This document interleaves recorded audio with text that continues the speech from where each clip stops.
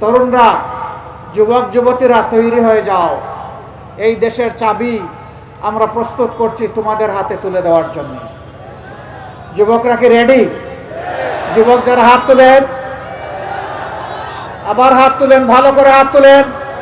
প্রস্তুত দেশের দায়িত্ব নেওয়ার জন্য?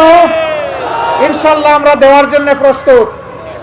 আমরা তারুণ্যের বাংলাদেশ গড়তে চাই, আমরা নতুন বাংলাদেশ গড়তে চাই, আমরা পরিবর্তনের পক্ষে স্লোগান দিতে চাই, আমরা সাফ জানিয়ে দিতে চাই আমরা ভাঙবো কিন্তু মদ খাবো না, আমরা আর কোনো আধিপত্যবাদ মেনে নেব না।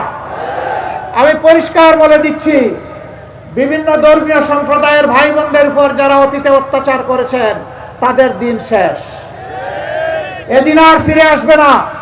আমাদের এই ভাই বোনকে আমরা বুকে রেখে বুকে ধারণ করে বাংলাদেশ গড়ব ইনশাআল্লাহ। সবাই ভালো থাকবেন, আমাদের জন্য দোয়া করবেন। আমরা কোনো অলিক ওয়াদা কাউকে দেই নাই, মিথ্যা দুকাবাজের ওয়াদা দেই নাই, যা পারবো না সেই রঙের স্বপ্ন আমরা দেখাই নাই, যা বাস্তব তাই আমরা বলার চেষ্টা করেছি।